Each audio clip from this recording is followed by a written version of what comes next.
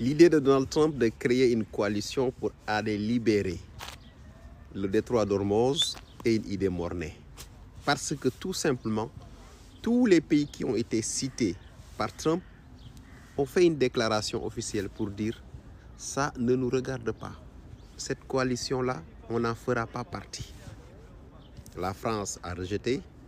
La Chine, c'était sûr et certain parce que la Chine déjà a des couloirs, a la possibilité de négocier avec les Iraniens pour que ces navires passent.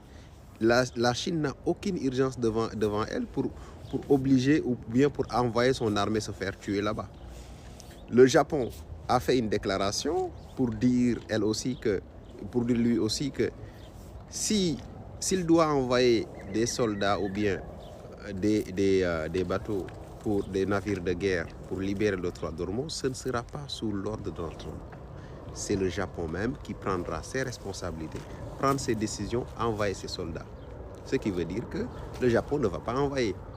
Donc, on est à ce niveau-là. Les idées de Donald Trump, c'est des idées qui naissent, qui meurent. Parce qu'on dirait que c'est quelqu'un qui tâtonne, qui est dans un bourbier, qui ne sait plus comment s'en sortir.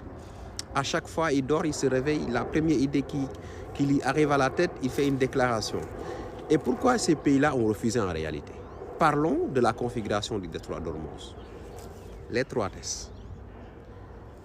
Tous les navires de guerre, tout navire de guerre qui traverse le détroit d'Ormuz devient une cible légitime pour la préservation de la souveraineté de l'Iran. Ça c'est la position des gardiens de la révolution.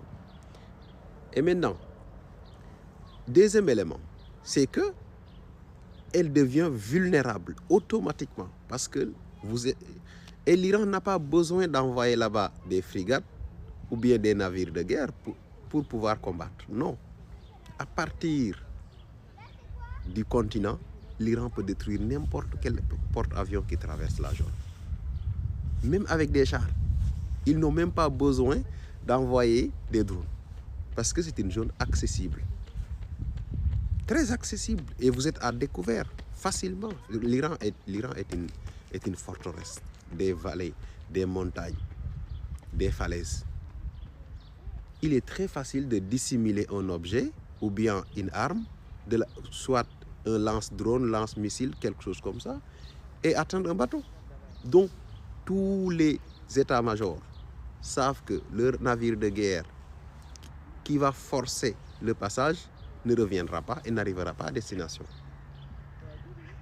Donc, Donald Trump s'est mis dans un bourbier et ça commence à peser lourd parce que l'opinion nationale américaine commence à devenir de plus en plus virulente. Même au niveau du camp de Donald Trump, il y a de plus en plus de critiques qui pensent que Trump a été manipulé par Netanyahou. Ils sont entrés dans un bourbier. Netanyahou, Trump n'a pas de solution de sortie. Et dans une guerre, toujours avant de commencer la guerre, il faut mettre en place le plan d'entrée et le plan de sortie. Comment nous allons finir cette guerre-là?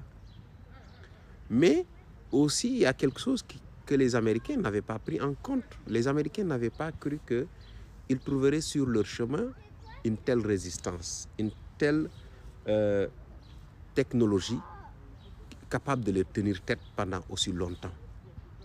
Ça aussi, ça a faussé totalement le calcul des Américains. Ce qui fait qu'aujourd'hui, Donald Trump, c'est comme quelqu'un qui se réveille.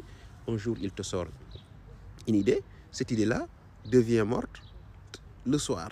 Le matin, il se réveille encore. Il y a une autre idée qui arrive. Il le déclare. Et le lendemain, l'idée devient comme l'idée précédente. Ce qui prouve qu'en réalité, c'est un bourbier. Trump n'a pas de solution. Netanyahou est introuvable. Il est mort, il n'est pas mort, on ne sait pas.